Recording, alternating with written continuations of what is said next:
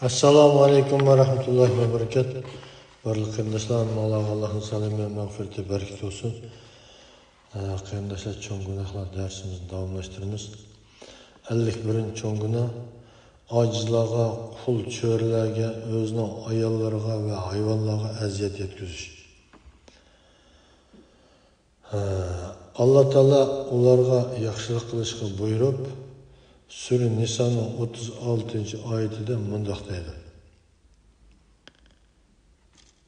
Allohga ibodat qilinglar. Uningga hech narsani sherik keltirmanglar. Ota-onalarga, xish aqrabolaringlarga, yetimlarga, miskinlarga, yaqin qo'shniga, yiroq qo'shniga, yondagi hamrohga, ya'ni safardoshga, savoqdoshga, musofirga, qo'l ostinglardagi qul cho'rlarga yaxshilik qilinglar. Shubhisizki, Alloh mutakabbir, maqtanchoqni yoqtirmaydi deydi. Mana bu Sura Niso'ning 36-oyati Alloh taolo yuqorqi bir turkum kishilarga yaxshilik qilishga buyuryapti. Takabburlik qilganlarni yoqtirmaydiganligini bu yerda bayon qilyapti. Vahidi Alloh taoloniki Allohga ibodat qilinglar, uningga hech narsani sherik keltirmanglar degan so'zi haqida to'xtalib, Muoz ibn Jabal raziyallohu anhuning bundoq deganligini naql qildi. Men payg'ambar sallallohu alayhi vasallamning orqasiga eshakka mingishib olgan edim. Payg'ambar sallallohu alayhi vasallam: "Ey Muoz," dedi. "Men ey Allohning payg'ambari, buyrug'ingga tayyorman," dedim.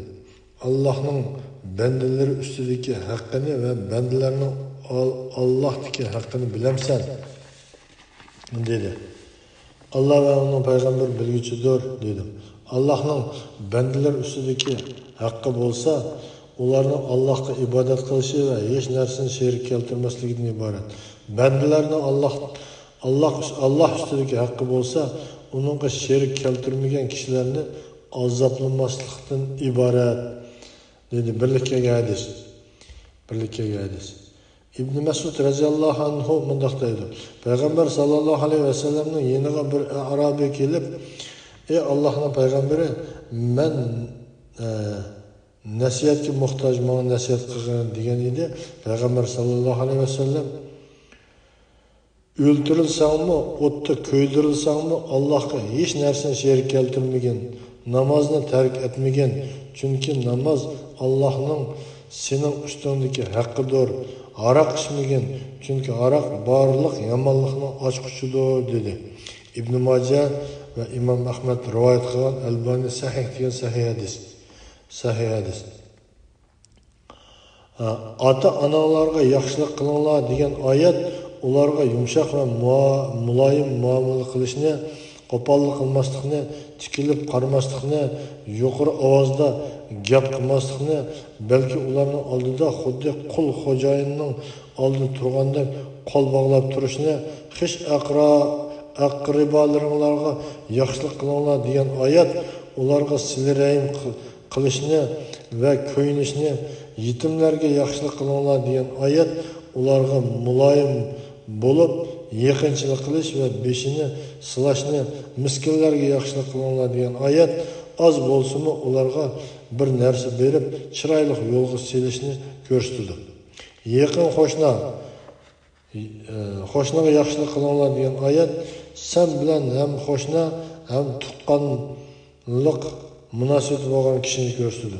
Shu uning tuqqandorchilik, qo'shnidorchilik va musulmondorchilikdan iborat 3 haqqi bor.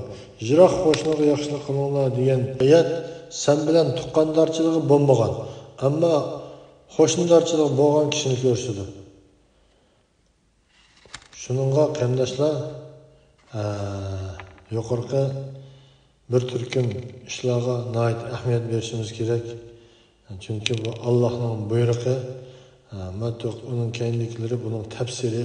Aysha raziyallohu anhu rivoyat qilinadiki, payg'ambar sallallohu alayhi vasallam bundoq degan: Jibril alayhisalom menga har doim qo'shni haqida nasihat qiladi. Hatto men Jibril alayhisalom qo'shniga mirosxo'r qilib qo'ydigan o'xshaydi deb o'ylab qolgan edim. Birlikkaga hadis. İbn Abbas radhiyallohu anhuma ve Mujahid yandaki Amrahqa safardashqa savoqdashqa yaxshilik qilinglar degan oyat haqida to'xtalib, yandaki Amra birlikda safarga chiqqan musafir bo'lib, uning xo'shnilik va suhbatdoshlik haqqi bor degan.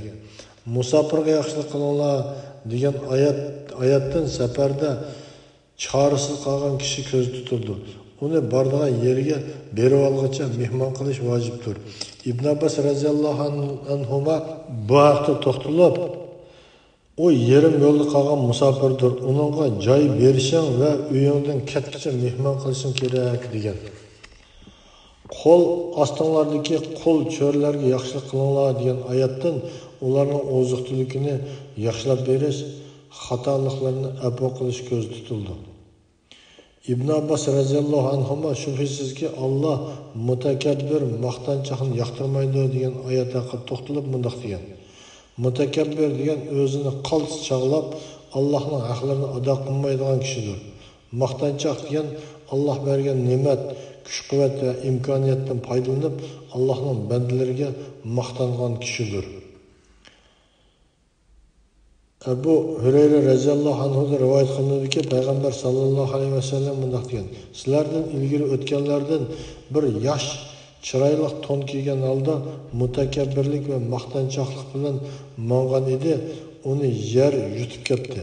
U qiyomat qoyim bo'lguncha yerning ostiga qarab to'xtamay cho'kib turdi." dedi. Imom Buxoriy, Imom Muslim, İmam Darimi ve İmam Ahmet rivayet kılan sahih hadis. İbn Ömer radhiyallohu anhudan rivayet kılındı ki Peygamber sallallahu aleyhi ve sellem bunday degan: "Kimki mutakabbirlik qilib kiyimini so'rab olsa, qiyomat kuni Alloh taolo uningga rahmat nazari bilan qaramaydi." Birlikkaga hadis. Peygamber sallallahu aleyhi ve sellem dunyodan ketish oldidagi oxirgi kesilida ummatiga namozni ado qilish va qo'l ostidagi cho'rlarga yaxshilik qilish haqida nasihat qilib bunday degan: Allohdan qo'rqinglar, namoz o'qish va qo'l ostinglardagi qo'l cho'rlarga yaxshilik qilish haqida Allohdan qo'rqinglar. Abu Davud, Ibn Majah va Imom Ahmad rivoyat qilgan, Albani sahih degan sahih hadis. Shuningga qarindoshlar, mana bu yuqorqi ahvollarning hammasida alohida diqqat qilmasak, mutakabbirlik qilsak, cho'ngchilik qilsak, boshqalarning ko'ziga ilmasak, qiyomat kuni ig'ir azobga duchor bo'lgan gap. Bu ishlardan saqlanishimiz kerak.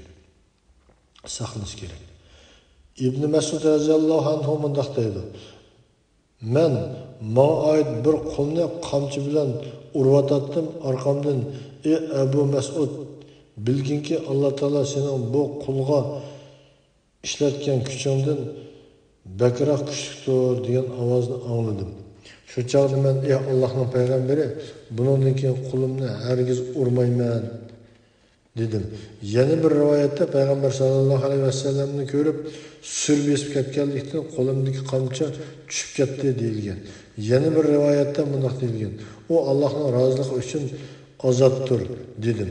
Shu chog'da Payg'ambar sallallohu alayhi vasallam agar bundoq qilmaganingda qiyomat kuni do'zax o'ti seni urvolatdi degan. İmam Muslim, İmam Tirmizi, İmam Ahmed rivayet qilgan sahih hadis. İbn Ömer radhiyallohu anhudan rivayet qilindiki, Payg'ambar sallallohu alayhi vasallam bunday degan: "Kimki qulini nahaq ursa yoki dumbalasa, uning kafarati qulni ozod qilishdir." İmam Muslim, İmam Abu Davud rivayet qilgan sahih hadis. Shuningga zulm silishning o'zi ig'ir gunoh. Bu ishlarga diqqat qilish kerak. Shundoq boshqalar zulm silishdan nari turish kerak. Hakim ibn Hizam radhiyallohu anhu rivoyat qilindiki, Payg'ambar sallallohu alayhi vasallam bunday degan: Şek şüphesiz ki Allah Teala dünyada insanlarını azaplagan kişilerini ahirette azaplaydı. İmam Müslim, İmam Ebu Davud ve İmam Ahmet rivayet kılgan sahih hadis. Yeni bir hadiste kimki birovni nahaq bir qamchi ursa qiyomat kunida uningdan qisos ilindi deyilgan. İmam Buxoriy Al-Adabul Mufrad nomli kitobida rivoyat qilgan. Bazzar va Tabarani rivoyat qilgan. Albani sahih degan sahih hadis. Payg'ambar sallallohu alayhi vasallamdan xizmatkorlarimizning xatoliklarini qancha qatim kechiramiz deb so'ralgan edi. U kunda 70 qatim deb javob berdi. İmam Tirmizi, İmam Ebu Davud, İmam Ahmet ve Ebu Ya'la rivayet kılan sahih hadis. Ebu Hureyre radıyallahu anh'ın bir negir dediki var idi. Bir günü o onu qamchi bilan urmoqchi bo'ldi. Yo'q, lekin uningga mundaq dedi. Agar qisas bo'lmasa edi, seni qamchi bilan o'shandan ketkicha urgan bo'lardim. Men seni pulni to'liq beradigan zotga setib etaman. Man ket, sen Allohning rızası için azatsan dedi. Demek bir yerde aşı kulunu azat kılıvetken urmay uruşun ornuğa Ebu Hureyre radıyallahu anhu kulunu azat kılıvetkenliği bayan kılmadı. Bir ayal Peygamber sallallahu aleyhi ve sellem'in aldı gelip Allah'ın peygamberi men çöremni zinaxor deb tildim degan edi. Payg'ambar sallallohu alayhi vasallam uning zina qilganini ko'rdingmi deb so'radi. Ayol ko'rmadim deb javob berdi. Payg'ambar sallallohu alayhi vasallam bilib qo'yganki qiyomat kuni u sendan haqqini talab qiladi dedi. Shuning bilan u ayol cho'risining yana qaytdi va uningga bir qamchi berib meni urgan dedi. Cho'risi uni urg'ili unimidi. Ayol uni azat qildi. Ondan Payg'ambar sallallohu alayhi vasallamning oldiga kelib uni azat qilganligini aytdi. Payg'ambar sallallohu alayhi vasallam umidki u kaffarat bular, ya'ni uni azat qilganligi uning qilgan tuhmatinga kaffarat bo'lishi mumkin dedi. Imom Hakim rivoyat qilgan sahih hadis. Payg'ambar sallallohu alayhi vasallam bunday dedi. Kimki quli yoki cho'risiga tuhmat qilsa, quli yoki cho'risi undaq bo'lmagan taqdirda qiyomat kuni uningga had uriladi. Birlikdagi hadis.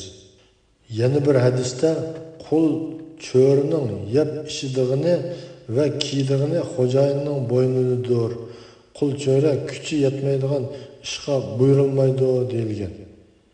İmam Müslim, İmam Malik ve İmam Ahmet rivayet kılan sahih hadis. Peygamber sallallahu aleyhi ve sellem dünyanın ketiş aldıdaki kişilide sahabelerge mundaq vasiyat kılgan idi. Allah'tan korkunlar, namaz okuş ve kol astidagi qul cho'rlarga yaxshilik qilish haqida Allohdan qo'rqinglar. Ularga o'zinglar yegan narsalardan yegizinglar, o'zinglar kiygan narsalardan kiygizinglar. Ularni qilolmaydigan ishga buyurmanglar. Agar ularni ig'ir ishga buyursanglar, sizlarmi ularga yordam beringlar. Allohning bandalariga azob qilmanglar. Chunki Alloh sizlarni ularga xo'jayin qildi. Agar u xolisi edi, ularni sizlarga xo'jayin qilib qo'yatdi dedi. İmam Ebu Davud, İbn Majah ve İmam Ahmet rivayet qilgan Albani sahih degan. Sahih hadis. Salman Farisi radhiyallohu anhu Madain shahrining amiri bo'lgan chaqda uning oldiga bir jamoat kirdi. Ular uni ximir yo'g'irayotgan holda ko'rib, ximirni cho'ranga qo'yib bersang bo'lmamdi dedi. Salman Farisi radhiyallohu anhu biz uni bir ishga evatdik. Uningga yana bir ishni yuklashni munosib ko'rmadik deb javob berdi. Bazı salaflar mundaq deydi. Qul cho'rini har bir xatoligi uchun urmasdan esingda saqlab qo'ygan. Agar u Allohga osiylik qilsa, shu chog'da uni urg'in va sening oldingda o'tkazgan burunqi xatoligini eslatib qo'ygan. Qul va cho'riga qilingan eng cho'ng yomonlikdan biri uning bilan bolasini yoki uning bilan qarindishini bir-biridan ayirib o'tishdir. Peygamber sallallahu aleyhi ve sellem bu haqda mundaq deydi. Kimki ona bilan balini bir-biridan ayırırsa Allah Teala kıyamet günü onu en yaxshi ko'rgan kishilardan ayiradi. İmam Tirmizi, İmam Darimi, İmam Ahmed ve İmam Hakim rivayet kılan Albani sahih degan sahih hadis. Kul çörlerini ve hayvanlarını aş koyuş ularga berilgan en çok aziyetlerdendir. Peygamber sallallahu aleyhi ve sellem bu haqda mundaq deydi. Qo'l ostidagi kishilarning oziq tulikini uzib aş koyuş insanның gunohkor bo'lishiga yetarlikdir. Hayvanlarni qattiq urish, solab qo'yish, yetarlik yem-xashak bermaslik ve ko'tarilmaydigan ig'ir yuklarni ortish qatorliqlarmi ularga berilgan aziyatdir. Allah Teala Sure An'amning 38-oyatida mundaq deydi. Mayli yer yuzida mang'adigan hayvon bo'lsin, mayli ikki qanoti bilan uchadigan uchar qush bo'lsin, hammasi sizlarga o'xshash ummatlardir. Ya'ni Allah tarafidan yaratilgan mahluqotlardir. Degan so'zniki tafsirsida mundaq deyilgan. Qiyomat kuni insonlar mahshargohga hukmga chaqiriladi. Hatto munguzlik qo'ydan munguzsiz qo'yning haqqi ilib beriladi. Chumölidimi chumölning qisasi ilib beriladi. Ondan ularga tuproq bo'lib ketinglar deyiladi. Uni ko'rgan har bir kofir kashki men tuproq bo'lib ketgan bo'lsam-chu deydi. Sura Nabay 40-oyat. Bu hadisning oldingi qismi İmam Muslim qisqacha rivoyat qilgan bo'lib, qolgan qismini İmam Tabarani mazkur oyatning tafsirisida naql qilgan.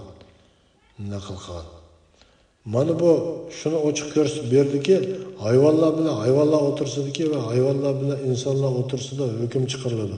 Hatto bir inson birer hayvonni nahaq ursa, ya osh qo'ysa, ya suvsiz qo'ysa, ya ko'tarilmaydigan yukni assa, qiyomat kuni o hayvon o insondan uning zulmiga tushlik qisos oladi.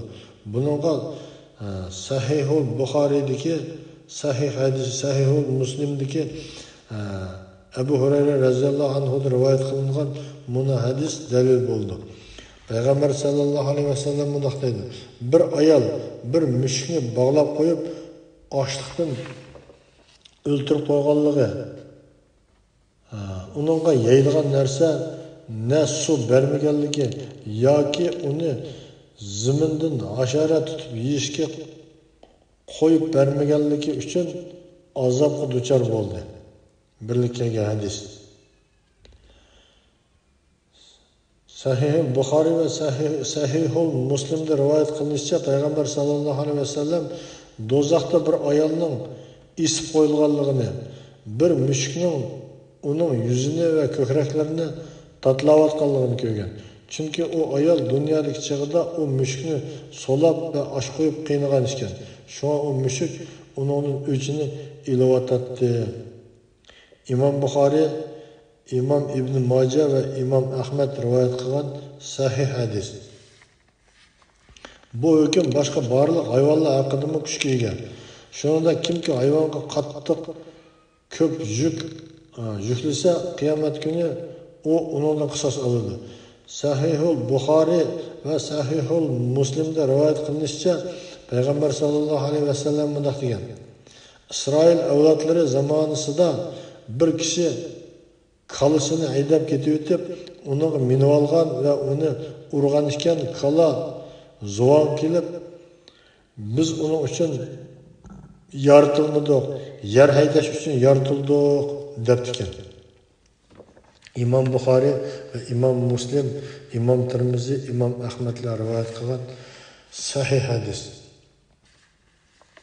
Allah Teala bu kalını dünyada sözlerken bulup o özüge eziyet verilmesliki ve nimige yaratılgan bolsa şunun işletilişinin lazımlığını eğitip özünü himay kılgan.